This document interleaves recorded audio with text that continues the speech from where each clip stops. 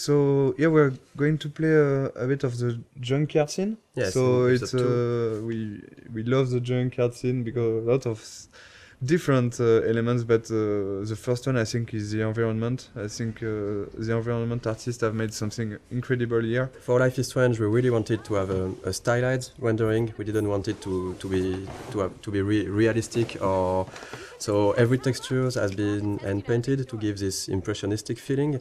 And I think in the Junkyard it's really interesting because there is so many details that's where this kind of simpler texture are working well. Because if this scene was overly detailed with cracks in the rust and everything, it would become really noisy to look at. We did a lot of work on the lighting effects and the atmosphere, so it was really important for us to capture this morning feeling with very cold colors in the fog, but a slightly warm sun that just bring some soft and warm feeling to the scene. This scene is also a good example of what we want to do in terms of environmental storytelling. We've got a lot of different objects who are there and who has their own story. And Okay, let's do this. Can you find 5 bottles while I prep the shooting range? Beer and guns? Nice combo. You can handle it. Now go find us 5 bottles. This is one of the pretty best please. puzzles of the game, I think. Yeah, I think it is. I think it's mostly the final bottle that was really hard to find, and we did a mistake on it because it was maybe too well hidden. Our goal for this was just to allow the player to push the player to visit the place while looking for those bottles, because there is a lot of interesting things to discover. Basically, the Junkyard is where Chloe brought Max to try her power, but it's also where Chloe and Rachel were hanging out together before Rachel disappeared. So this place here was this small hideout for Chloe and Rachel, and we tried a lot of what we did in the whole game with the environmental storytelling can be seen here, because there is a lot of everything that we really like to tell with the environment. It's a good way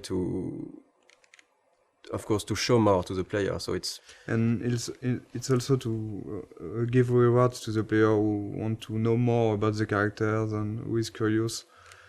Because you can do this whole scene without looking at every details, but there is some hidden stuff. This one is harder to find.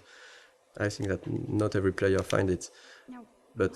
And this is a big letter that Rachel wanted to write to Chloe and maybe never gave it to her. In Life is Strange, we really tried to put a lot of attention to the details. So we have a lot of various levels of things, and if you look around, you can find some really small details that are useless to the main story, but interesting. Actually, we start to play with that, putting more and more things in corner, in dark area, to see if the player can spot it or not. And usually they did.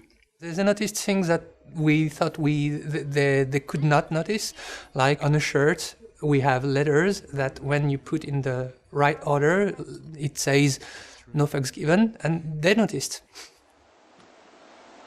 I don't know about this. Are you afraid of getting in trouble?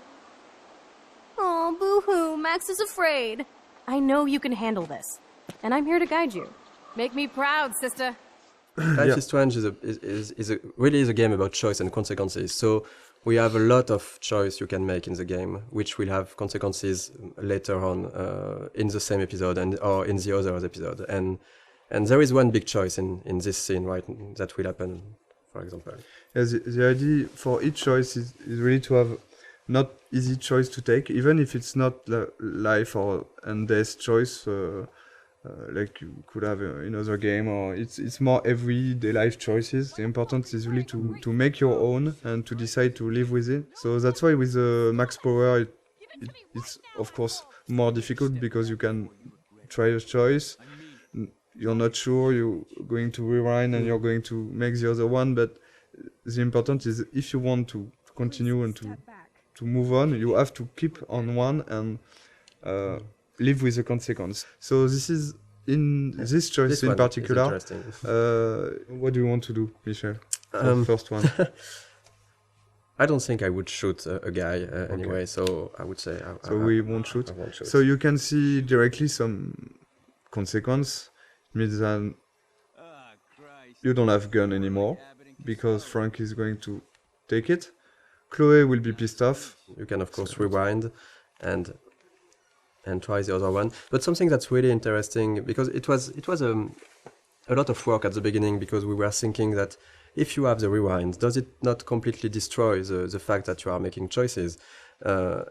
And actually, we've seen that players are really hesitating. We've watched some Let's Play video, and we've seen players just, even if they knew that they could go back, they were hesitating so much when they make a choice. I think it's interesting.